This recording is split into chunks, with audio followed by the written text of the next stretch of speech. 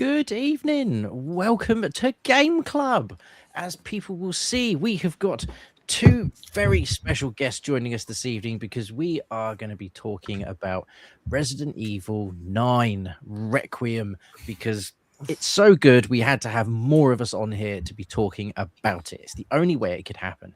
So let's quickly run round. We have got Blunners with us. Hello everyone, I've done my usual. I've gifted a membership and it has gone to you, Tetley T 1837. Have a brew on me. Tetley T. Beautiful. We have got Triangle Face Tim, who has now finished the game. I have. That's why we were waiting, because you guys have finished it and I was lagging behind. So I had to crack on with it, didn't I? Honestly, slacking. But here we are. We've made it work. We have got Dave Newland music. Good evening, David. Good evening, sir. How are you? Very well. Very well. Excellent. Excellent. Ready to talk all things spooky. And we have, of course, got the mighty Mag joining us this evening. Mag, wonderful to have you back. How are you, my friend? Great to see you, lads. How you doing? Very well. Very, very well. We had a nice little catch up at OLL, and we've managed to make this evening work. So we have. It's, wasn't it Debug, not OLL? Debug. Correct. Yeah. It was Debug. They're both over that way. It's fine. Yeah. It's all Norwich based. It's fine. No one's going to get sued for getting the names wrong of events at all. Blunder's face is like, we'll just pretend it didn't happen. Yeah. Yeah. It was lovely to see you at the event, even though I was running around like a blue ass fly. But it was good. It was very good. Yeah. So, for anyone who is joining that hasn't joined us before on Game Club is exactly the same as a book club. It's just with a game. So we play a game, we get to chat about it, we invite people to come and join us to talk about it. We want to hear you guys talking about it in the chat as well. We are going to throw out there will be spoilers, I would imagine. There's lots of things we're going to need to talk about. It's going to be very difficult to talk about the nitty gritty without ruining the game. So you have your warning there, right there. We are going to talk about things that happen in the game, including probably the end. So yes. Also, we need to do the poll for the next Game Club. So if I do show poll, does that shows it on the screen? Is that in? It does. In the YouTubes though. Oh yeah. Put in 1, 2, 3, or 4. Fancy. People have to type it in, right? Just type in 1, 2, 3. Yeah. Okay. So we have got Tomb Raider. We have got the new recently released mixtape. Ooh. And we have the incredible indie game Mythwrecked. And then we've gone for Final Fantasy V. We were debating which one to go for, and we've gone with 5. So if you would like the next Game Club game to be any of those games, put the appropriate number in the comments. Which Tomb Raider, just out of interest, guys? The one that's spelled tomb. Tomb. I told you that I dyslexic the poll. Before I hit it, I was like, did I dyslexic the poll? No, we're going with this one. It's a bootleg. It's a bootleg Tomb Raider. Bootleg version. You can't edit it though. Yeah. It's the dyslexic Tomb Raider. Oh, that's the one with Larry Croft. Yeah, I remember. Larry Croft's Tomb Raider. Well, dyslexia strikes again. But yes, we can go with. I don't know. The remaster has just come out on PlayStation Essentials, and it's also on the Evercade as well. The re-release. Yeah. So anyway. Yes, Temu Raider. That's Thank you, Morley. Yeah, Temu Raider. So if you've got any means to play Tomb Raider, probably the first one, but if you finish it, you go next one. Mixtape, I think, has just come on Game Pass as well. Yes, it has. Yeah, and I got 10 out of 10. 10, yeah. Mm. And I believe Mythwrecked is still on Game Pass as well. Yeah, game on from platforms. And Ollie, you've got some physical copies as well. I have. We've been sent the physical copies for the PS5. So please do go and buy the physical Mythwrecked copy now. It's out. You need to buy it. So even if we don't do it, you need to buy it. We're going to talk about it at some point for sure. Yes. Oh, Mr. Taylor, if you put just one, not one, please, because I think it has to be just one. As much as I appreciate being polite, saying please, just put one and then enter, because it's not gone on. Beautiful. And then Final Fantasy V, which is from the recent collection as well. So I think each Final Fantasy game one at a time on Game Pass, and it's gone up to 5 so far. Super. So there you go. But Excellent. If I hide it now, does that poll not go away? It just doesn't show for a bit. Is that all right? I So we don't can- know, mate. Okay. Shall I just leave it there for now? We'll leave it there for the Let's minute. leave it there. Yeah, it's not in the bothering corner, us. it's hiding. Leave it there. It's in the corner. Yeah. Okay. Cool. Right. Let us dive into Resident Evil Requiem, because this is absolutely phenomenal. This game really took me by surprise. So just as we sort of go around and sort of just gather your first initial thoughts, Blunners, what were your first thoughts once you were playing this game? Because I think it's been hyped quite a lot by Capcom, but did it deliver? So first thoughts on RE9. Just first thoughts. I stayed away from absolutely everything to do with this game. All I heard that it was. I then started hearing rumors as it was already out that it was a banger, and it was really, and it. So yeah. So luckily, I know Tim got it first. I was waiting to payday to get it, and it did not disappoint. I won't go too into depth because we'll go into depth later. But yeah, the intro just straight from the off, I just loved it. I thought, wow, they have nailed this from the start.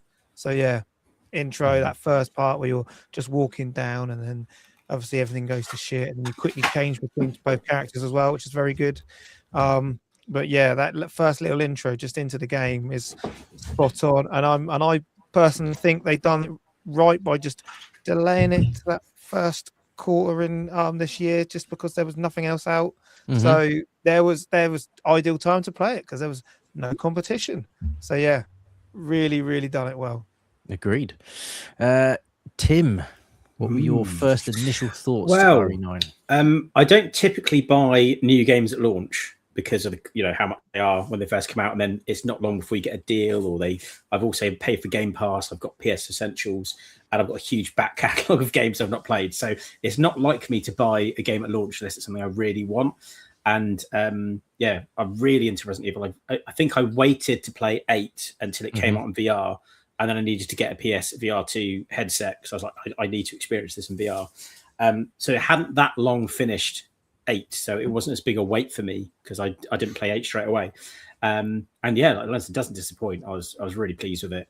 We'll go through all the different mechanics and stuff as we go throughout the show, but I was really pleased. I did sort of wince a bit when I paid the £65 price point on a game. I was like, oh, that's a bit much for me than what I normally pay for a game, because I'm normally buying games off Steam for like £5. So it's a big purchase, but definitely worth it, I think.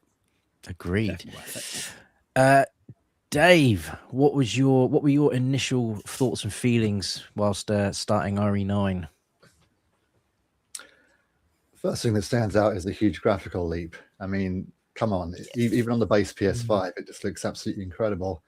And I know in the past I've talked about this before, but it's the first game to showcase the new PSSR technology on the PS5 Pro. And it looks even better on that. But to say it looks bad on the PS5 would be a bull-faced lie. It's just phenomenally polished. The acting is absolutely incredible. And the one thing I loved about it is, if you look at, not to any spoilers as such, but when you look at the bonus content, you can actually see the mocap actors in one screen versus the actual game performance. So yeah, absolutely brilliant game. Loved everything about it, and didn't disappoint for sure. But I've said this before and I'll say it again. What are they going to do for the big number 10? But to be confirmed. Exactly. Mag, RE9, was it a banger? Yeah. Simple. Simple as. I've been very hyped. I've got a sort of a bit of a love-hate relationship with some of the Resident Evil games. But I'd say more so, unpopular opinion, they've come into more of their own, especially from 7 Biohazard onwards, and I've enjoyed them more from that. And then obviously they did the remakes, and I've enjoyed the remakes as well. But this kind of, I like the way that this basically covered all bases, because you got a great follow-up to Resident Evil 4 remake with stuff with Leon, but then you, in a way, you got a great carry-on, even though it was a new story, a great carry-on from 7 and 8, because all the first-person stuff. And I played it in the way it was intended to be, with Leon in the third person, Grace in the first. I just thought it was so well done. And again, with what David said, a few of those opening bits, I was just like, damn. Now, bearing in mind, I got my copy sent to me on Xbox. So I was playing it on an Xbox. So it probably didn't look as good PS5 Pro, but I was like, damn, especially the bits at the start where the cars are crashing and it's all going, I'm like, this looks phenomenally good. And it stayed like that pretty much all the way. I loved every minute of it. That's what I'll say for now. Yep. I would have to agree with everything everybody has said. It feels like, for me, this was one of the first next-gen games, considering this next generation of systems has been out for nearly 6 years. This is the one that felt like a truly next-generation game. It looked great. It sounded great. It played great. I played it the same way you did, Mag. I did Leon third person, Grace first person. And I didn't at any point hate switching to the next character. The whole thing was very well paced and timed. It felt like just as you were like thinking, oh, I've just had enough of kicking things in the face, all of a sudden you're back to Grace, no ammo, crap in your pants. And then just when you're like, yeah, I need a breather now, you're back to spin kicking zombies in the head again. So it was they did a really good job of having two stories playing simultaneously. Yeah, it's phenomenal. It's phenomenal. I might make a bold statement at the end of the stream, I think. Okay. We'll see how frisky I'm feeling. But let's move on to the story and the world building within RE9. So this one doesn't really follow much on from 7 and 8. 7 and 8 are almost like their own little contained story within the wider universe, with interactions from other RE characters, and that is perfect. I'm happy for that to be that. I was a little bit disappointed at that because I really liked the Ethan character. And then obviously, spoiler warning, his fate at the end, and then it's all about his daughter. And I thought from seeing the trailer that who ended up being Grace is going to be set years later, and that was the baby that you saved in 8. And that's what I thought they were doing. It's like, because obviously there's this whole thing about, does the baby have powers and stuff? It's a special baby, and it's like, no, it's just it's a completely different person. I was like, I'm with you on that, Tim, because I did, when we got the first couple of trailers a year ago, I was thinking, oh, okay, so is it Rose that's going to be, Rose has now become an FBI agent, and then as soon as they went, oh no, this is Grace, I was like, okay, so it's not a follow-on. But there were little hints. Again, there was a mention of Mr. Chris right near the end. Whether that's going to lean into the DLC, we don't know, but we'll see, because obviously Chris was in 7 and 8. But Blunners, what were your thoughts, given that it wasn't a direct continue from 7 and 8? It was more of a continuation on from 6, really. I preferred that, to be honest. I liked the fact that it was something different. 7 and 8 I enjoyed, but I'm more of an old school Resident Evil guy. So for me, I like the fact that they went a completely different direction, completely changed it up, and there was so much stuff like I didn't see coming. I'd heard, so the world, I was saying, when it comes to like the world building, the fact that you can run around Raccoon City at the, like near the end, like an apocalyptic Raccoon City, I was just loving it. And going down into like the depth and the hive, kind of like the films, going down into like everything's all new, and I just love the way they brought in the story as how and I think it sets, like we were saying about the ending, we won't go too much into it yet, but how it kind of sets itself up for another one. So if there is another, so if they did go into 10, which is what hopefully this is just a direct follow on to that, you can quite easily do that. So it's amazing. The story, I love the storyline of this. I really enjoyed the little things like how they like kind of chopped and changed it up. Obviously, there are 2 different play styles, 2 different stories going on in regards to, you then get split up, you then come back together for a bit. There's a bit where you're like on the roof trying to shoot to protect her for a bit. So yeah, it's just how they joined it all up and tied it all up at the end was great. And I know you had to play a little bit longer than you wanted to as Leon, but I think the fact is because she had kind of defected, that she had kind of like admitted that she's then hanging around with the bad guys kind of thing, going off of them. That's when I was like, well, hang on a minute. Once she finds out like other bits about the story.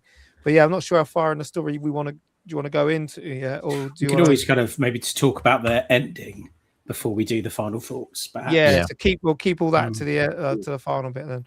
But yeah, so in regards to like story mode, then yeah, it was. I just loved it. I thought they'd done such a good job. Really enjoyed it. Even the little creepy babies. Yeah, I'm going to chuck this out there because this seems to be a Resident Evil trope, and see if anybody else agrees. And if they do agree, what is your bit that falls within this category?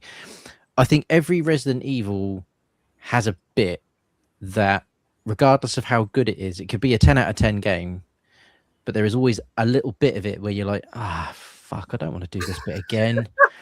and it's not because it's bad, it's just because the rest of it is better than that bit. And for me, the bit that I found minorly in that category was when you first get to Raccoon City as Leon. I thought, this is great post-apocalyptic Raccoon City, this is great.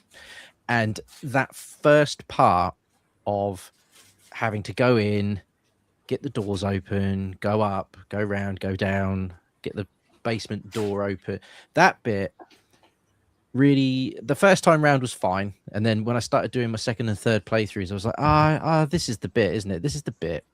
This is that bit in the game that I just don't like. And I think every RE game has that. Does anybody agree or disagree with that? And if you agree, what bit was your least favorite bit in RE9?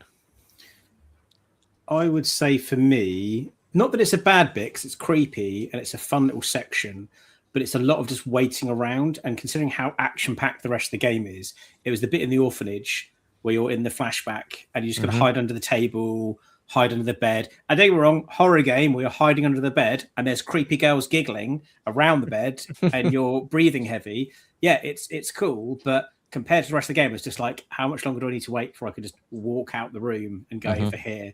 So that's probably the weak point for me. What about anybody else? Does anybody else think there's a weak point? The creepy bit with the in the orphanage is a little bit so because it does feel that there's bits where you don't really know what the hell you're supposed to be doing, whereas the rest of the Resident Evil game, it's quite clear that you know what you're doing. So I think that was a little bit off kilter, but I don't think it was the worst bit. I actually think the worst bit was kind of near the end when you're in the lab. I felt that a lot of the stuff that's sort of the cohesion, because the thing is with a lot of Grace's segments, it's very horror orientated. And I think it's done very well. And it leans massively into 7 and 8 again in that aspect. And then obviously all Leon's bits is all action paced, Resident Evil 4, etc.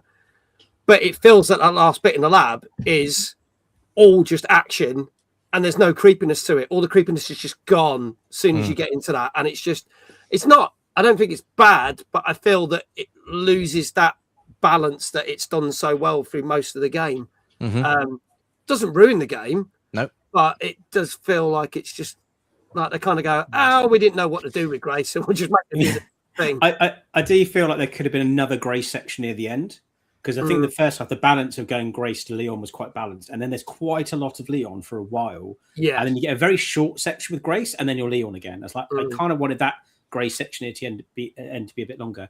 The other thing I found with a few Resident Evils, I found this with 8 as well, where my favorite section was near the beginning. Because I think in 8, it's the bit where you're in a house, Demetrescu, and you'll be falling around by the giant vampire lady. That was like the best bit of the game. That's right near the beginning. If they flipped it and put that near the end, I think it would have been better. And then in 9, it's the sort of the asylum that you're in when you're playing Grace, getting all the quartz for the door. That was probably my favourite bit of the game. And it was too early, I think. It would have been cool if that was later in the game. But yeah, still good. Yeah. What about you, Dave? Are there parts, because I think it happens in every Resident Evil game, I'm almost convinced. Was there a part in this that you disliked more than others? Not disliked as such, but obviously there's like a CP challenge that you got to do, and it says you've got to beat the game in under 4 hours. And it's like you're sort of looking at your watch saying, come on, how can I make this part in the orphanage faster? You sort of wonder if you can sort of say, look, will they please just release like a patch where you can have like an RPG or something just to speed it up a little bit, you know, to them up and just cane it for the Benny Hill theme tune blaring out for the people who've done it patiently like 100 times.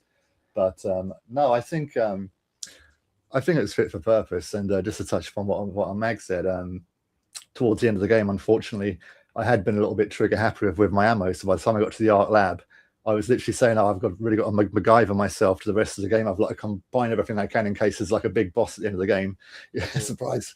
And yeah, I literally sort of got to the art lab thinking, okay, you know, I'm just completely spent on ammo, and I've really strategically bought this. But yeah, it's a fantastic game, and again, I think if you're doing a speed run, the orphanage section is frustrating, but other than that, no, it makes sense. Yeah. Blunners, is there a bit in the game you disliked more than others? No, I think Mag's got it nail on the head, especially the bit when you're having to go back on yourself when you're like in the height of it, and you know that they're all then gonna start coming out again. But if you've just like made enough of what are they, like they're kind of like the Molotov cocktail kind of things. Like and they're just like pretty much one hit kills with them. So it's like it wasn't. Yeah, you kind of knew that what was coming. So yeah, I think they could have kind of mixed that up a little bit. But yeah, it's like you said, every Resi game has them. I understand that part which you're on about, but I didn't mind that bit, to be honest. But yeah, out in the. I liked all the other bits in Raccoon City, just not that first building. There's something about that first building that's a knob. Going back into the police station as well, especially after recently playing the 2 remake, to go back in and be like, oh, it was really nice thing to be able to go back in as Leon years later. Yeah. I thought that was a nice touch. I just feel that the bit with Mr. X was just a bit too much of it, and the stamp. And then he got rid of him so easily. I was just like, you could have just taken that out and just left it that you'd gone round, found all the bits, had the bit of the thing, got through the police. I don't think you needed that. But then again, I also hated the bit with the spider, and I wish they'd taken that out because I hate stuff like that. And that if there was one bit I really hated, it was that. And I had to brace myself to play that bit because I knew it was just going to be horrible for me. But it's still good, and it was very satisfying that you kill it. But I was just like, but it did feel that Mr. X was shoehorned, or a different Mr. X was shoehorned in. Yeah, yeah, I would agree with that. Yeah. You know what? In case they had an alternate name for it instead of Requiem, they could very well have gone with Reunion because it did have a hat tip to, like, as he said, you got the spider from 1. You got Mr. X from whether he has 2, was it, or 3? 2, yeah, and 2, and of course Plant 42 or whatever it is. They've also got an awful lot of and the liquors as well. Hat tips, the liquors as well. So they've got like an awful lot of hat tips for the previous incarnations of Resident Evil. I do think as well, from Blind's point about whether you can one shot with the bottles of like the acid and stuff, it did kind of make the liquors then feel quite weak. Whereas like in is it 3, the liquors are like really tough enemies. Like they could have used them a lot better. Whereas like here's like one of the most iconic enemies of the game. You can now one shot them with this item, and it's like, but you know, it's still satisfying. But it's just like I kind of feel like they've turned that big menacing creature into just like cannon fodder. I'll tell you what, play through it on Insanity, and fair then enough. Tell me it's. I won't say that. I won't say that again. Fair enough. I was playing on normal, so. But yeah, I do agree because normal is the normal default setting that most people play it through on. I was saying before I went live, my pattern with Resident Evil is first playthrough, normal, no guides or anything, just going blind and just try and beat the game and enjoy it. And then I go back and I play it again on easy, but with a guide so I can get all the collectibles, get all the bobbleheads and all the files and everything. And then I'll go back and play it on the hard mode because at that point I know what I'm supposed to do and I'm kind of a bit more prepared. And that's kind of my routine to play through it. And then if I want to play it again, I'll go back and check any achievements I might have missed. Yeah.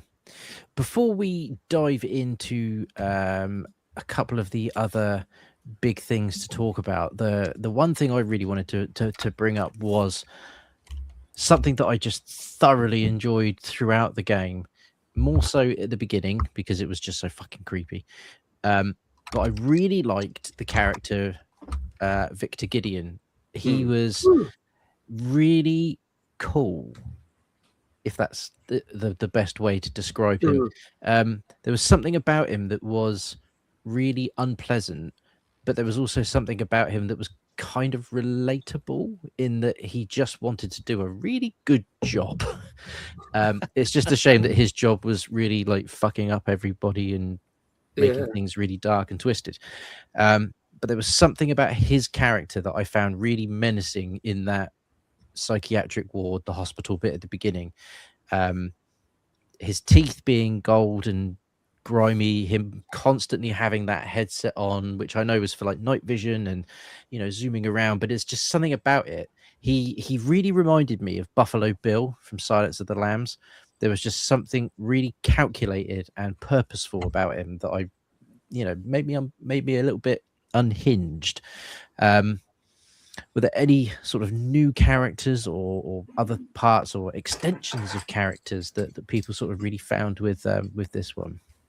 I mean, even with Grace, I think some people were criticizing Grace, but I like the fact that you've got to remember that she's been going through a lot of trauma, which she obviously played a bit with, if everyone's not played it, with the bit with the hotel.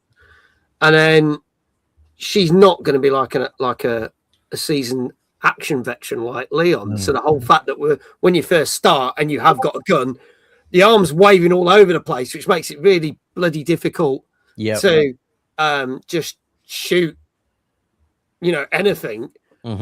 I think that's great because it made it more realistic and it made it more grounded in that fact. And then when Leon turns up, you expect him to get a hand cannon out and one shot everything because he's such a badass. But I did like the fact that they put that in, and the fact that she's always constantly like hyperventilating and that, I think that added the tension to it.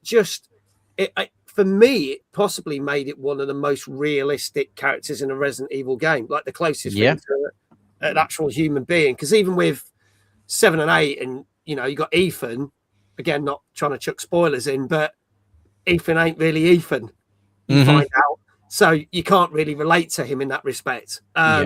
She's like, I think they did a really good job with her, and I think anyone that did criticize was like, well, then you're missing the point of what she was about. I think it adds, like I say, it adds to the atmosphere and the feeling of the game, because the whole point with playing with Grace, if you've got limited ammo and you've got to try and solve puzzles and get around with the torch in the dark, avoiding the big monsters that you can't really do anything but run away from, that's a very different play style to playing as Leon, where you've got loads of ammo, loads of weapons, and you can just run around with your axe, like taking out zombies' heads. And I feel like for a horror game, it's nice to have those sections with Grace where you're like, oh yeah, I'm outgunned here. I've maybe got a handful of bullets left. I might sneak around this zombie and avoid it. I think I had a full-on Red Dwarf moment with Grace, and it was really early doors when the sister or the girl, I can't remember what they call her, is sort of stalking you in that initial bit. And I know you can go into the rooms where there's light. She can't go in, so you get a little bit of safe haven. But there was definitely a moment where she appeared behind me and I could see a room at the end with light, and I thought, that's where I need to go. And she was chasing me. I think it was in insanity mode, and she runs fast in insanity mode. There's no walking. It's shat your pants running. Yeah. And I thought, I can't hear her. And I turned around and she was so close. And there was another room on my right. And it was just in this moment, just change of plan, leg it, and just dive into this room. Hope there's a switch on the wall and turned it on and whatnot. But yes, full Red Dwarf moment in there. Anybody else with any new characters or additions to what we had before we move on to the next topic?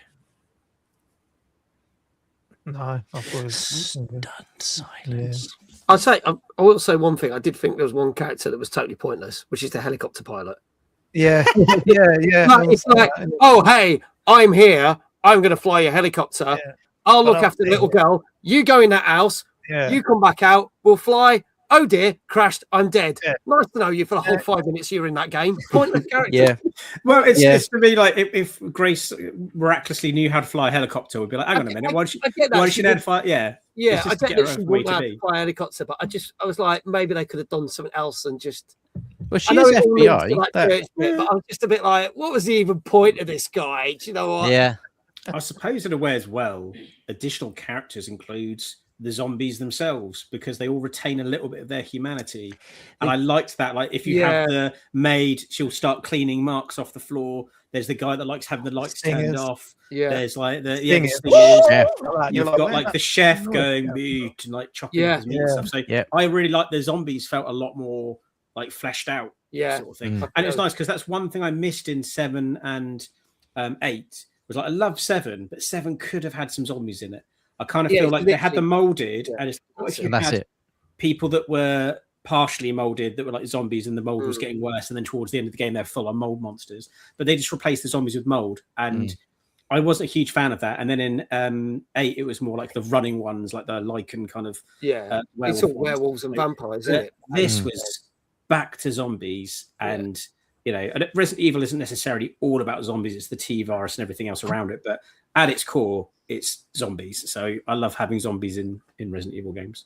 Just to touch upon what you just said about them having their own individual personality, I'm not sure if you've seen the videos, and I wish I'd picked up on this sooner, but you can basically use glass bottles. You know, there's like a patient hooked up to an IV, and he's like the Chuck Norris of zombies. So if you like toss a empty bottle near another enemy, he'll dispatch it even chunk. You know, knocks people out with his IV, doesn't he? Yeah.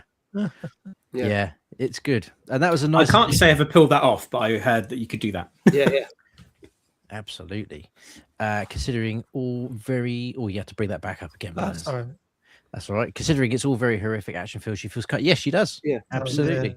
Yeah, couldn't agree more. In a terrible, terrible comparison, but she's like Penny in The Big Bang Theory. Penny is us because I don't know quantum physics, but the characters in The Big Bang Theory do. So Penny is me. So yeah, she's the Penny of the Resident Evil world, lovable and relatable. There we go. Right, let's dive on to gameplay, mechanics, and design, because there's an awful lot, I think, to unpick here. Specifically with this being one of the first games, if not the only Resident Evil game that gives you a choice of play styles from the beginning. There's no additional patch like there was for RE8 where you could play it in third person if you wanted to. This is, you can play it third person or first person, however you want with either character. They had their recommendations because they designed the game to be in a particular way. But you still had the free roam to kind of do whatever you wanted to do in terms of your particular play style, which I thoroughly appreciate. So yeah, with regards to gameplay, the mechanics, and also the design of this particular game, I'm going to throw it out there into the ether for someone that wants to start. I feel like I already kind of covered it earlier when I said the fact that you've got kind of two different genres of Resident Evil, and they brought them together quite perfectly, really, with the third and the first. I know you said you can play it in different ways, and I've seen people play it in different ways, but I felt like that was the best way to play it. And I just think it's just done very, very well in that respect. It seems to be really popular with speedrunners to do both stories in first person. Yeah. There's a lot of people doing Leon in first person, and I don't understand how that becomes a solid mechanic, but it seems to work for people that are really good at speedrunning Resident I've Evil. seen some clips with, so if you do first person and like look up at a certain point on the wall, some of the zombies like don't react to you and things like that. And there's like a bit where you come down a lift. Apparently, if you stand in the corner and look up, the zombies don't spawn and things like that. So I think a few speedrunners have found that by being first person Leon, you can get a few loopholes. Good old loopholes.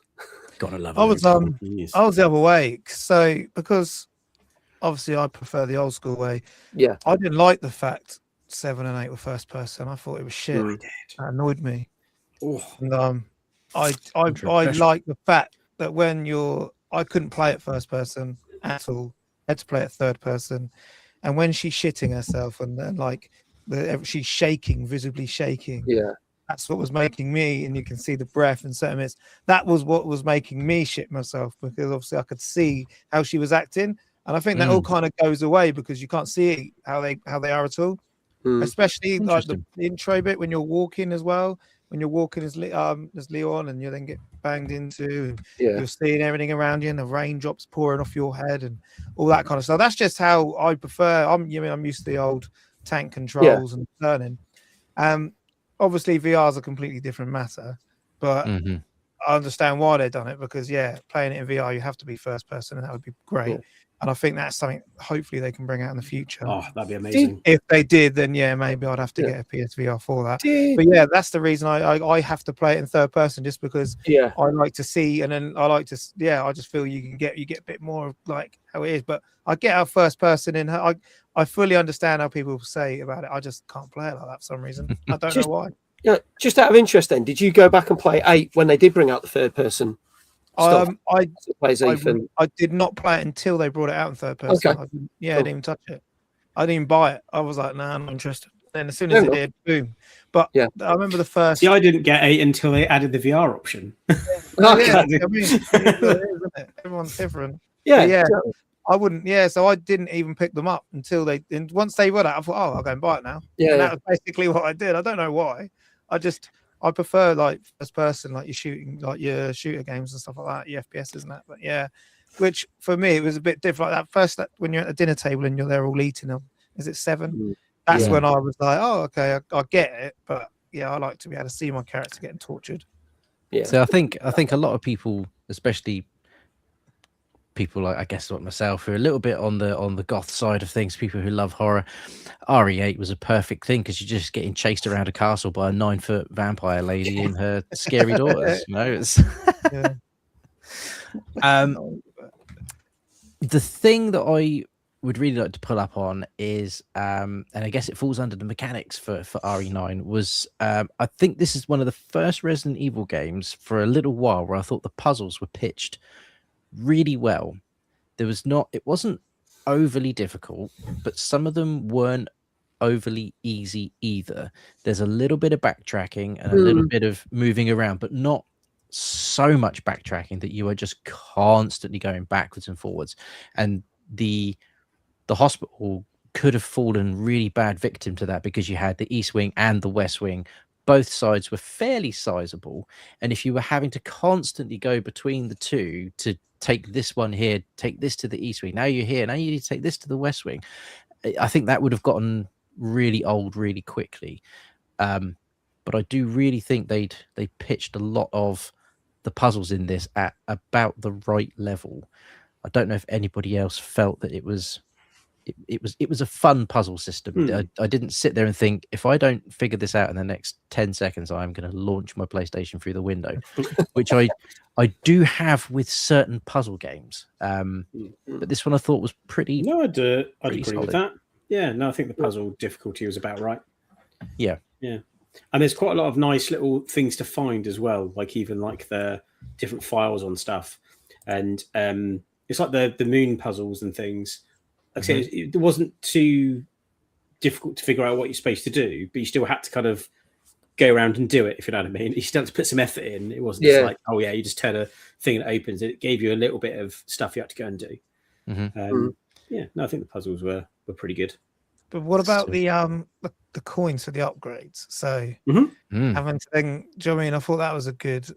Luckily, by the time I got there, I actually found quite a lot of them.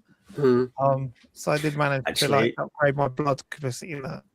There was one thing that I really appreciated, because I always find this Resident Evil games of like, why is it like it is like in the police station?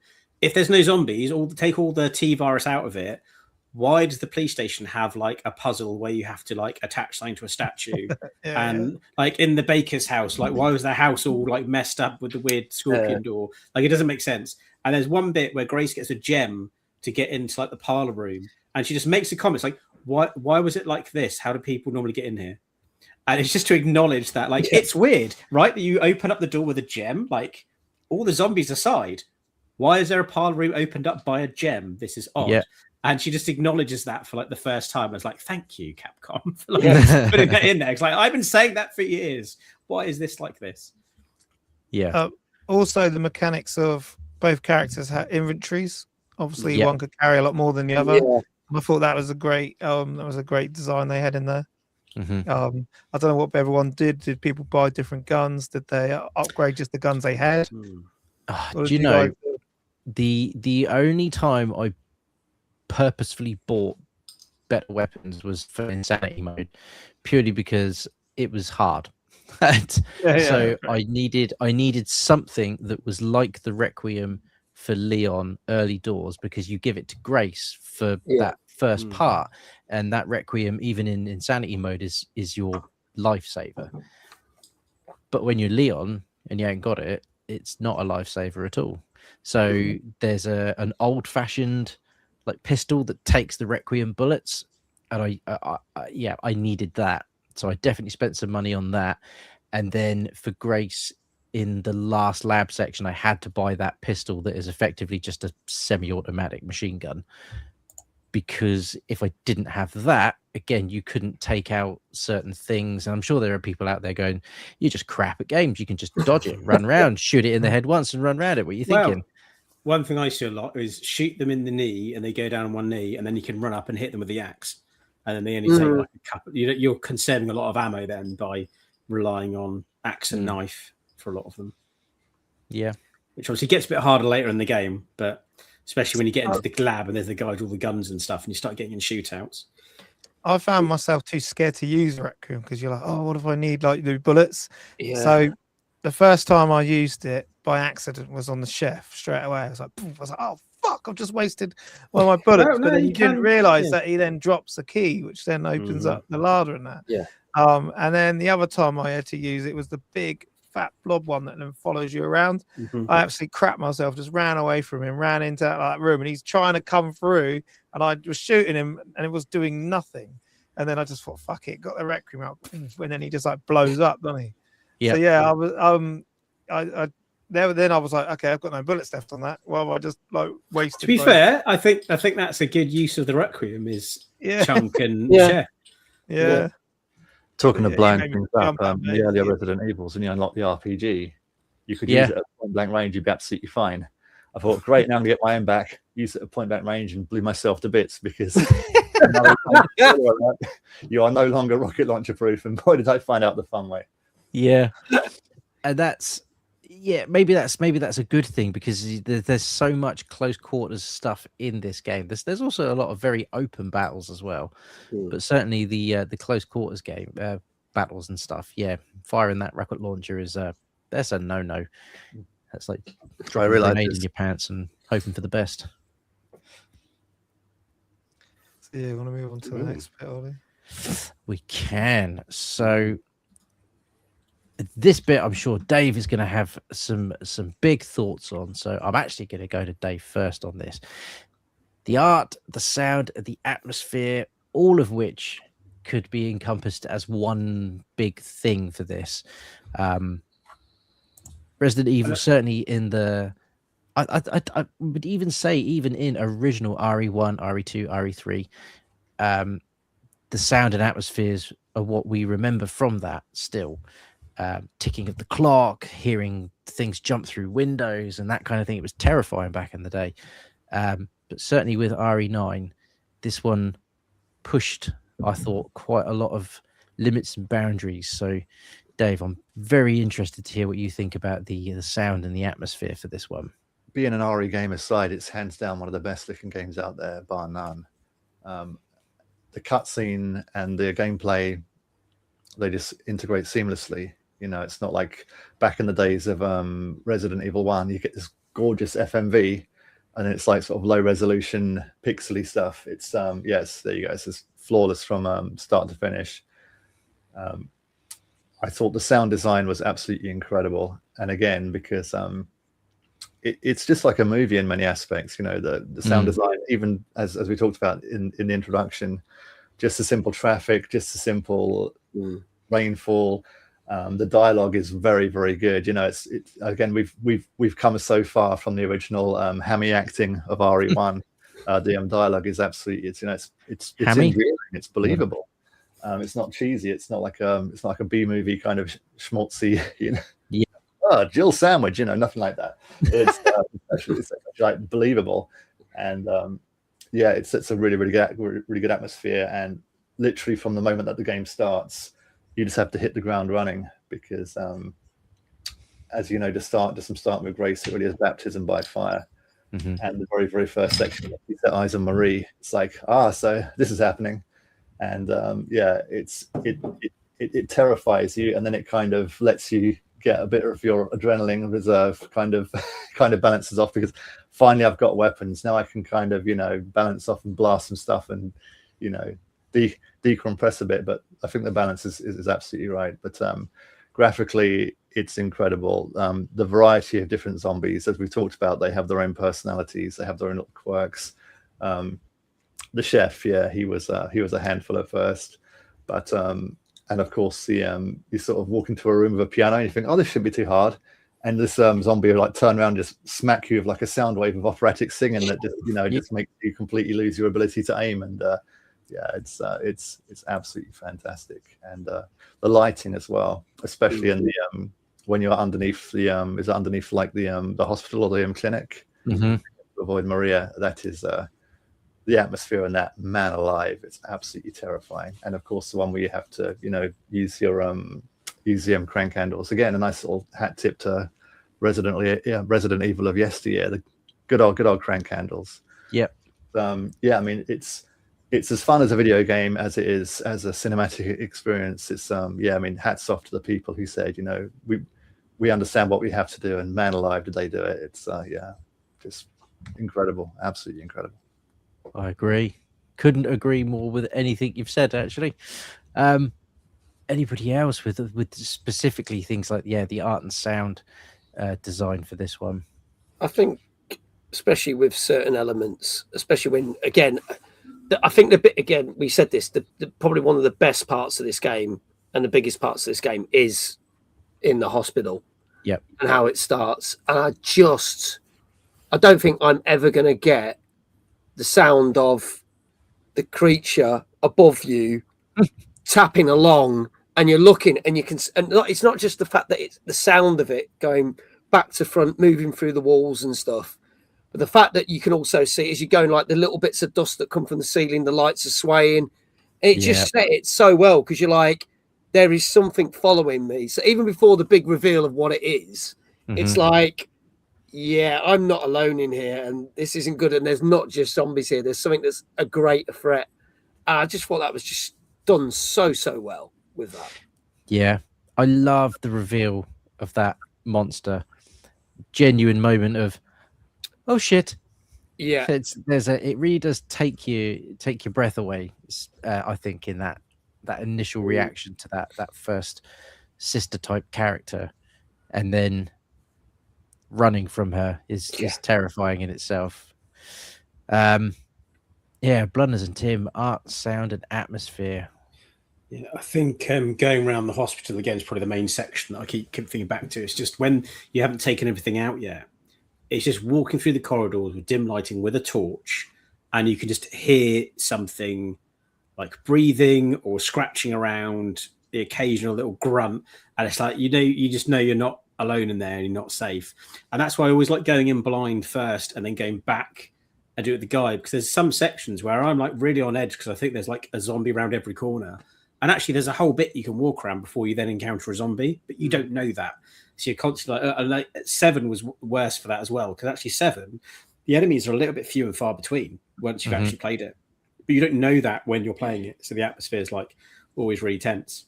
And again, we talked about the jump between Grace and Leon. It's that atmosphere shifts because it has completely different feel to it. It feels like you're playing 2 games. And there's lots of other games that have done that sort of thing before, but I don't think anything has done it as well as this. Like I can remember playing what was it? It was like a King Kong game I played once. We played as like a human with a gun, and then you played as King Kong. And I can remember King Kong was way more fun to play as, and the King Kong sections were really short, and then you had to go back to playing as a human again. It's like, oh, damn it. But is this? I wasn't ever like, oh no, I wish I could be Grace for longer. I wish I could be Leon for longer. It's like, no, this is the right time to move it over. But yeah, it's the sound definitely.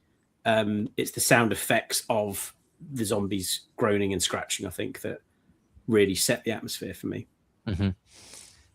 For me, my favorite musical cue, the soundtrack for the game is phenomenal from start to finish.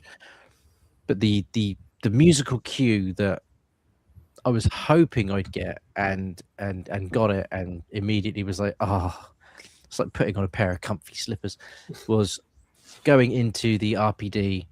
Yeah. The door opens, you go through, you get that first panning shot, and you're like, do the music, and then you get the music, and you're like, oh yeah, that's it. That was worth the £65 alone. Sorry to cut in, but talking of that, before you play the game, there is actually an option so you can choose which style of music that you actually want to have when you're playing it. There's like a little option in the menu. You can have like original music or the revised score. Oh, okay. So yeah, so if you like a bit of nostalgia, you can basically set it back to earlier Resident Evil style music, which I thought was another really nice touch. Oh, I'm just gonna have to play it again then, aren't I? Managed to platinum it, and I'll have to do it again just for that. Yeah, I thought they nailed it. I thought they nailed, like, the art style is, like we've just said about it. It is fantastic. It, like, just the way, I just love how it looks. It looks gorgeous. The character designs are fantastic. So the art is absolutely brilliant, and the atmospheric, like that first section, like you said, like we're all saying, I was absolutely crapping myself going to go around them corners, trying not to take any damage, and I thought they nailed it. As in, when they were switching from like Leon, I was like, yeah, good. Now get a chainsaw and start hacking everything to bits. It was the right time to do it, because I was starting to get a bit like, fuck, if this is like this the whole time, it's going to be, I don't know. It was a good break between like the two characters. And to be honest, I didn't think there was going to actually, once you got out of there and then you're like, oh no, I've got to carry this kid to like the other side, and you know everything's going to come out at you, and you just don't know how it's going to come. I was a bit like thinking, once we got out and got on the helicopter, I thought that was kind of going to be the end. The fact that they opened it up and you still had a load more sections after that, I thought was fantastic. But it looked, like you said, base PS5 just looked fantastic. And they absolutely nailed it. I really enjoyed it, and I do think that this is it. Like, this is what makes this game so good, is the atmosphere on it. But the art style helps that as well, because it's realistic. It looks like the way it looks, and then like you've all said about even just going underground, like going into a post-apocalyptic like city in the middle of nowhere, thinking, where do I go? Then you're going down thinking, right, what's down here? What could be down here? And the sounds that things are making in the distance. And like you said, the giant spider, and then you come into it later when it's dead down late, like further down. So yeah, I just really like, all of these three things is what makes this game like so good. And yeah, it's such a must buy. Yeah. Well, funny you mention must buys and must plays. I think it's time. We are approaching that hour mark, and it's time for us to go round and say whether we think people should avoid it, whether they should just play it, or whether it is a must play. So, Blunners, avoid, play, or must play? This is a must play for me. This is the pinnacle. This is a 10 out of 10 for me. I absolutely loved every minute of it, and I didn't want it to end. I was gutted when it did. We should do the ending after this, because there is two endings. But yeah, this is a definite must play. Okay, Tim. Yeah, this is a must play for me as well. I would say it's probably my second favorite Resident Evil game. Yeah. What's the first? First is 7. Oh, really like 7. Two modern Resident Evil games. Yeah, I do like the modern ones. Sorry, Blunners. I like the first person. But me and Blunners are both happy. I get to play first person. He gets to play third person. We're both happy. Yep. So they've nailed it, because you could swap them out. Everyone's a winner. Yeah, everyone's a winner. Either way, yeah. Okay. Dave, avoid, play, or must play? Absolutely must play all day, but only one thing frustrated me about this game, which we haven't actually touched upon yet.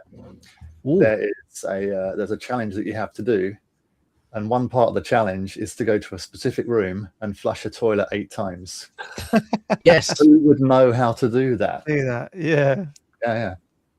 Yeah.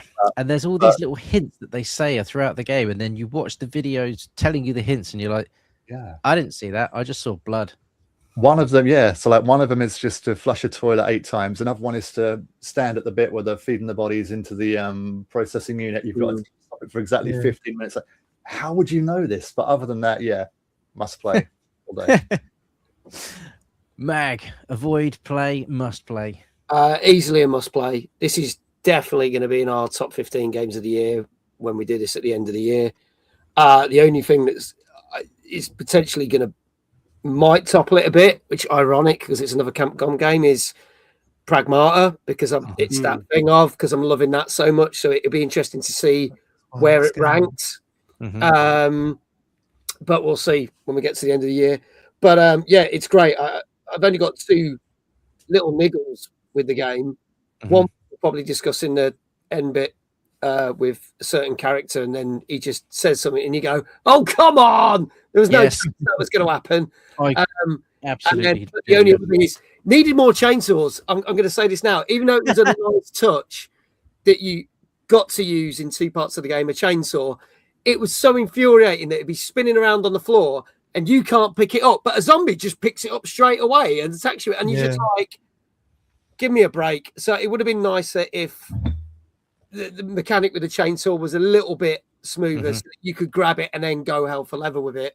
It felt like it was very much geared that, no, the zombies are going to have this chainsaw, it'll be a pain in your ass. And I did see a cartoon that summed the whole game up very well, and he's just going, Leon's just going, ow, ow, ow. Zombie just grabs it straight away, and then Leon shoots him in the head and then goes, ow, ow, ow. And I thought that was great because it summed it up. But yeah, I definitely must play this game. You've got to play it if you haven't played it. Agree. I agree with all of you. I think it's a unanimous must play. It might be my favorite Resident Evil game. It might just top it. For me, it's always been RE2, the original. I can't say I favor the remake over the original, but the remake is so bloody good that I have to put them on a pedestal together. But this kind of maybe just takes it for me, and it is just because of the different gameplay styles. It is like you said, Blannis, it's like playing 2 games. I really like the characters in this. I love the zombies. I love that there's a little bit of development with the zombies, and they've got their own personalities. They retain some of their human qualities. I really love Victor Gideon as a villain. I thought he was just a really magnificent character. And it doesn't outstay its welcome. You know, if you wanted to do like a solid playthrough, you know, tinkering into some of the little bits, the odds and sods, but just play through the game and absorb, I guess, like the graphics in the room, like 10, 12 hours. And that's pitch perfect for a Resi game. You can then obviously start doing the speed runs, get the trophy, complete it under 4 hours, which is a good fun challenge to do. But yeah, it's either on par with RE2 or it's like a hair fraction better. So it's up there as one of, if not my favorite Resident Evil game, I think. What about the others? What about you guys? What's your favorite Resident games? Oh, for me, I still love the OG. I still have number 1, and I also loved Resident Evil 0. But one thing I'm just going to very quickly sneak in. Also, today's free DLC for RE9. Yes, definitely give that a go. I will be doing that. Mag, what's your favorite? I really like the original 4. It's interesting that obviously when I started streaming and we started like announcing our games of the year and stuff, 7 and 8 were in our games of the year, and it's highly likely that 9's going to be in there. But 4 remake never made it into our top 15 because it was a perfectly decent remake, but it didn't feel that it really added anything new. And I think it's funny, we said this about Silent Hill 2 remake, that it was very good, but that didn't get in our top 15 either, because if anything, that was actually slightly worse than Resident 4 remake because they dragged it out far too long. Whereas I think the original Resident Evil 4 is where it's at for me. I did enjoy 1 and 2. I never played 3 originally. I've only played the 3 remake, but 4 original was great for me, and that's always probably going to be the best in there. And then I kind of jumped to 7, 8, 9. I don't like 5. I think 6 is a catastrophe of a game, and the less I say about that, because I don't want to spend 15 minutes ranting about that piece of shit. I would agree. Yeah, mine. I'm like David. Mine's got to be mine's the OG where it all started, all begun. Never forget that first bit on the PlayStation, waiting for them doors, and then they make you come, the first zombie coming through the window. So yeah, number 1, 0, I really enjoyed as well. But 4, I didn't realize I had it. I bought it 3 times. So I've got PS2, Xbox, PS2, and it was only when I randomly got the games out, I must have just kept seeing it and buying it. But yeah, GameCube, and I was like, why have I got 4 copies? Why have I got 3 copies of this? What's going on?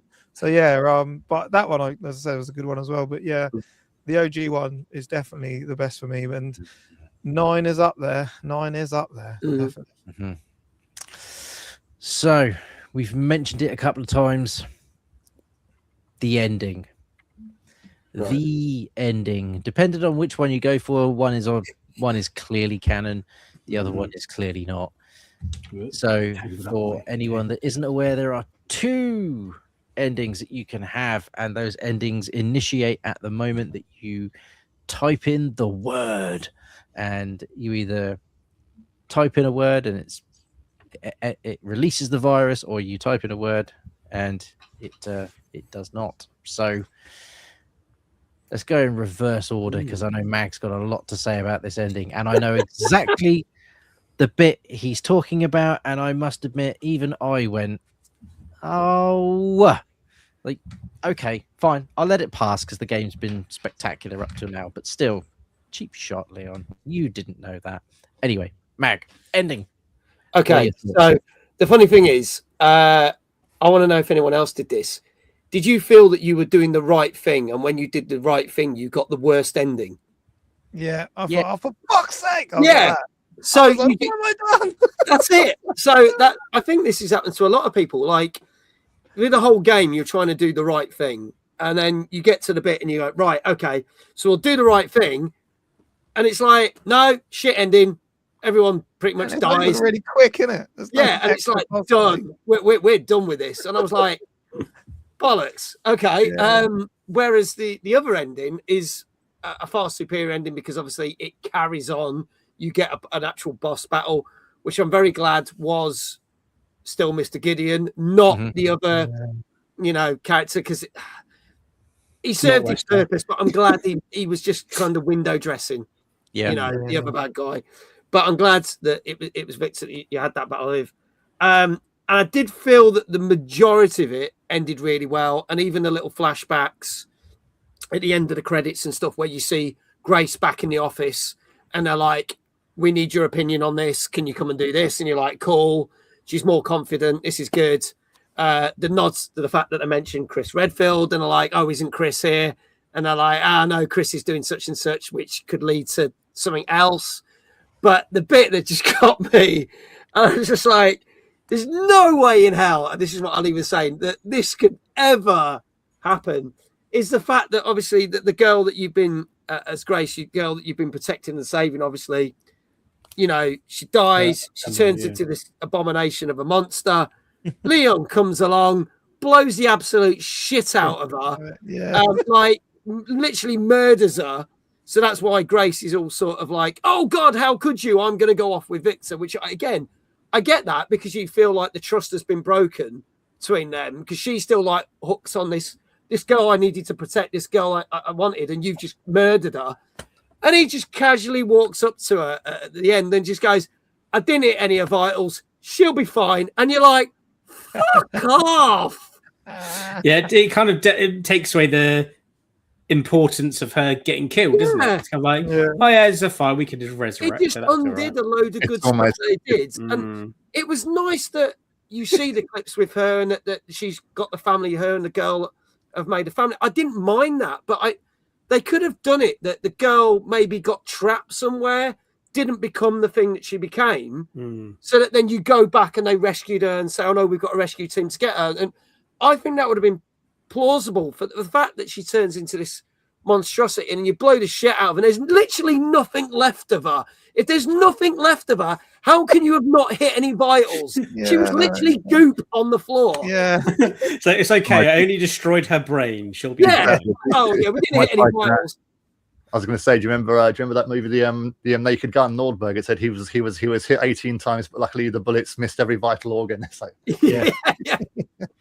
Do you know, for me, they could have just gone full Ghostbusters with it and just have you like take the monster down and she just falls down, and then at the end, once they kill Gozer and Dana Barrett and Lewis Tully are still they're in the bodies of the terror dogs. It's like they could have just done that. They could have just revealed that they'd like try and remove the body, and then there's the child inside it still. Like there's so many sci-fi ways you could have done it. I suppose if they did that, then they'd have to do it with all the other like Chunk and all the other girl and the other thing. I know again you'd end up destroying them, but I guess there was an element that they would have to make that canon for all the other bigger monsters that you had to face, which probably would possibly open up more questions than that I guess. I suppose it's not a problem that she survived. It's just that how the dialogue justifies her survival. Of like, oh, I didn't hit her vitals. It's like I definitely hit her vitals. I shot that thing in the head a lot. Yes.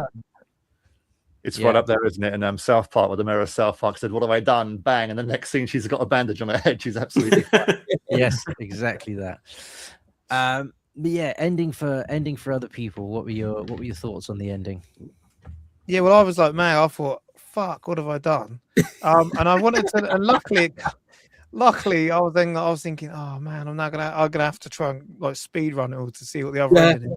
But then it comes up and says, oh, do you want to do the other ending? But does it? And then, but after that time, it didn't do it again. So does that just do it when you've only done one of the endings, or is that? I think so. Yeah. Yeah, because I was so glad. And then I think it's possibly only if you, don't type the word in properly and then get the crap ending. I think that's because all throughout the game, that is the right thing to do, isn't it? You don't want to release this virus. Why would you? The whole part of you is not to release more viruses, and then it kind of like sucker punches you for doing that, like ha. But that's fine. I'm fine with that, because then you say I almost feel like that bit wasn't necessary to give us two endings. Like it would have been fine if there was just an ending. I don't think the other ending was really worth it. No, it wasn't. No. If you think about it, because of the consequences of what happens, it's just. But I guess pointless. That shock value of that first ending, though. So I'm just going to say it out loud. The shock ending where you suddenly see Leon get shot and die. There's that part of me that, because all throughout the game, you're kind of like, is Leon going to die? His infection is getting worse. It's very unpleasant. He's a shell of a man by the end. And I just thought, is Leon going to die? And then the thing happened. He gets shot, and I went, fuck, he deserved better than that. But that's, for me, when a good death, a bad death to a good character helps the story, because he always deserves better. They deserve to go out in a blaze of glory. Nope, just get shot in the face while he's on his knees. And you're like, yeah. And I thought, fuck, this is really sad. And then everything ends, and you're like, oh, fuck. Yeah. I wonder what did I do? I do wonder if, I know they probably want to obviously keep legacy characters for future games, but I do wonder if, with the tone of the game, if Leon had died in the good ending, but in almost like saving grace, in that respect, whether that would have had quite a bit of a good tonal shift. I'm going to sound odd here. If Leon died in a good way, protecting that and protecting the thing, and the virus does go out the way that it did, I think that could have had a massive, far bigger thing on the ending than what we actually got. I know not everyone's going to agree with that, because they're not going to want Leon to die, but I think I agree. Right. I think really what you could have done then is have two endings that have some good and bad elements. Do you know what I mean? It's like, well, you either stop the virus and Leon dies, or you Yeah. save Leon but you release virus. Yeah. So, I mean, and then do it that way around, and then it's more of a moral choice of like, do you save Leon, or Yeah, do to you save- do you get the cure? Which one do you want to choose? Whereas like at the moment, it's like, well, there's no choice. So like, there's a clearly good ending and there's a clearly Yeah. bad ending. Whereas I think it's better if it's more of there's a debate over which is the good ending or not. I think Max nailed it. I think he should have died, because guess what? Mm. You can then do a game on Chris Redfield. You can do a Mm. game. You just go to different characters. They've got Yeah. plenty of other stars, Yeah. characters that you can go through. Jill Valentine. Do you know what I mean? Like, Mhm. you just completely change it There's- up. There's Leon's. He's been in a few games. He's done his job. He done X, Y, and Z. And guess what? Either way, he dies. I think that's what should have happened. That's his hero arc complete in a way, Yeah. isn't it? Yeah. Yeah, he done it. Yeah. Done his Yeah. job. What about you, There's Dave? also the reveal that he takes his glove off, and a lot of people talk about he's got a wedding ring on. So it's like, who's his spouse? Yeah. Everyone's married saying to it might be Ada, isn't it? But we'll have to see. Oh, wouldn't it be? That'd be great. Oh, Dave, what are your takes on the ending? I thought the ending was absolutely brilliant, and I really like as you guys have touched upon who chose the non-releasing non-releasing of the virus, and Capcom basically said sort of, what the hell were you thinking? And kind of, would you like to try that again? You know? Exactly. So yeah, having given it some thought, I instantly regret my decision. Can I have another crack at it? But Yes, please. that being said, I like that they included both of it. I thought it was a very, very satisfactory boss fight. I thought it was really, really good. And talking of boss fights, we haven't really touched upon the kind of a mercenary cool fight that you have with the Oh hatchet. yeah. So that was also a really, really nice touch. Yeah. You couldn't just like Indiana Jones and like pull out all your guns and just blast him on the spot. You know, you had to actually mano a mano with the hatchet, and it was very, very satisfying to unbump that character off. But no, the ending, I thought it was absolutely brilliant, and I've played it about 5 times through already, and as and when, if we'll get a VR version, oh goodness, sign me up already. You know? Yeah. Yeah. We haven't Absolutely. said about the motorbike scene either. We haven't said about that, because I saw the motorbike, but I wasn't expecting you to ever get on it. I just thought, oh, yeah, I mean, it's look, there's a nice bike there. Didn't think you'd be like, let's rock and ride, like. Yeah. I thought it was a nice little service, but it was a bit like the sniper moment, wasn't it? It was just a nice interim thing to get you from one bit to the other. It was good fun. It was good fun. Yeah, really good fun. So yeah, I can't add anything to either of it. I'm excited to see where it goes. I think it would have been cool to see Leon die, just purely because he is a fan favorite. But you know, if anything, people shouldn't have plot armor forever. They should retire characters. Gives you a chance to, like, because Grace is a cool character. She could evolve and, you know, sort of Luke Skywalker some shit and become the new Leon, maybe. I don't know, but yeah, I'll be interested to see where they go with it for sure. I don't know where we're going to go with it now, because we've kind of almost got a cure out. But yeah, and what are the ramifications of said cure? It doesn't necessarily mean, and this is the nice satisfying thing about it as well, because normally at the end of a Resident Evil game, it's like, you did it, you survived, that's it. Like, your reward is you're not dead. Whereas this felt like, oh, you've survived and you've actually got hope for the future now, and you can actually finally put a stop to this thing that's been going on for so long. Yeah, it's going to be interesting. It's going to be interesting. So we'll just wrap it all up in a nice, neat bow. RE9 is fantastic. It's arguably my favorite Resident Evil game. Certainly my favorite modern Resident Evil game, and I'll class modern from PS3 onwards. Yeah, I can't say anything more positive about it. I will go back and play the DLC. Yeah, I will go back and play it in VR eventually when I get a PS2 VR, if they do a mod for that as well. You just can't go wrong with this game. You really can't. If you don't like horror, I can't help Don't play it. Yeah, I can't help you. Probably not a good idea to play if you don't like horror, to be fair. I will say the first playthrough is the only time it's genuinely scary. The second playthrough, it's still scary, but because you know some of the beats, it's less scary. And it's just like anything, isn't it? The more you become accustomed to it, by the time you're speed running the game, it's like, second nature. and that's, I think, the good thing with the Resident Evil games is they managed to balance the horror and the fun really quite well. And this one was a really good example of that. Bits of it were terrifying, bits of it were just, an absolute riot. Really quick, Mm. what do you reckon the total sales numbers are, guys? Oh, it's going to be huge. End of April. Oh god, it already hit over 5 million, hasn't it? A while back. So I'm going to go. I'll go for 6.5. I'm going to go 7. Yeah, I'm going to go 6. Triangle Face. So 6.8. And the winner is Dave Newland New Music with 7 million. Wow. 2 months reported in late April 2026. It has sold 7 million units. Quite right too. Quite right too. What a game. Yeah, just summaries from everybody else. Blunners, hit us with a summary. Yeah, as a total package, this is a must play. I think Capcom have absolutely nailed this. The release window was perfect. Everything about the game, how it has 2 different play styles, that harpens back to do 2 different eras, from Resident Evil 2 to Resident Evil 2 bosses. So there's some fantastic boss fights. There's some fantastic zombies in there. Completely different play styles if you want to play it like Triangle Face first person. If you want to play it like me, third person, it caters to everyone. This is a definite must buy.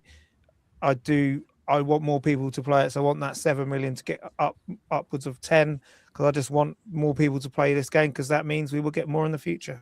Tim. Yeah, I don't know if there's anything else to say that hasn't been said throughout the stream, but yeah, it's a must buy. And I agree with everything Blunner said quite well actually there, that it's just the fact that you can play in different ways, and you're covering all the nostalgic bits as well of visiting, the Raccoon City Police Department. You've got new characters, you've got old characters, you've got real horror sections, you've got real action sequences. I think all the things throughout the show that we've kind of critiqued a little bit, there's a few bits which we've kind of poked a few holes in. None of those actually dampen the experience of the game overall. I think they're all forgivable things that are in there. So yeah, all thumbs up from me. Nice. Dave? Absolutely fantastic. Loved everything about it. Now that I've played it, and I really love the way that you can unlock it. As you said, you can get Freya's Needle, you can get the infinite rocket launcher. Be careful, kids.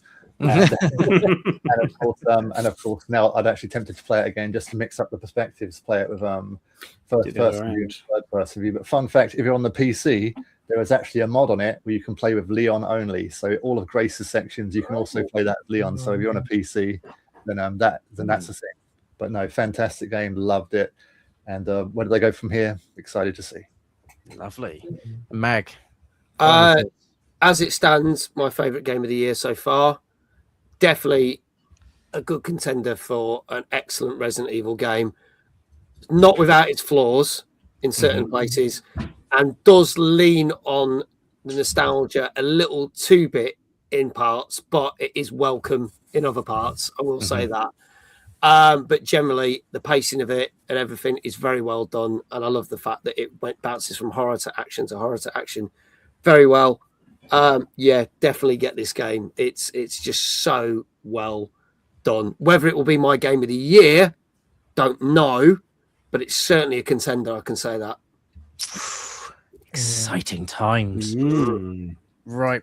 So before we go to what the next Game Club game is, because I think it's a 50-50 split at the moment, we might have to take this to the Facebook group and see if people can alter that 50-50 split from there. Something I did see, just to really quickly sum this up, is I really enjoy watching Happy Console Gamer on YouTube. He always talks about things in a really happy, positive light. It's not just a clever name. And he has done a video recently about getting old in gaming, getting old as a gamer. He's a little bit older than us, but not by a mountain mile. And he talked about playing the OG RE2. He was in his very early 20s when that came out. He played through that. Leon Kennedy is obviously very young in that game. And in RE9, Leon is showing signs of age. He's got some grey hairs. He's a bit more battle worn. And it's like Leon's arc is almost feels like it's almost coming to an end. And it's he just drew this really interesting comparison between being a similar age to Leon and sort of growing with Leon as he's gotten older. And I thought that was a nice little touch for anyone that's certainly our age anyway, can sort of maybe relate a little bit more to Leon now as he enters his Clooney years, as I think lots of people like to say. Right, so we'll take the Game Club vote to Facebook. We won't announce it now. We'll announce it on the Facebook group, I think, because otherwise we're 50-50. We'll have to flip a coin, and I don't want to do that. So thank you to Dave for joining us this evening. It's always a pleasure. It's wonderful to have you on the stream. Where can people find you online for all of your wonderful musical projects? David Newland Music on YouTube. It's fantastic. Make sure you head over there. He does all of our jingles, sometimes live whilst we are streaming. We'll come up with an idea for a jingle, and Dave will deliver. So yeah, head on over to his channel, give him a subscribe. And Mag, I don't think we really need to offer that, but where can people find you? Oh, bless. Well, firstly, thank you for having me back on. It's been a pleasure to be on, guys. It's great to see you again. If you want to find me, I'm mainly on Twitch, Middle Aged Gamer Guy UK. Also now on TikTok. I do lives on TikTok, but I'm just Mag on TikTok.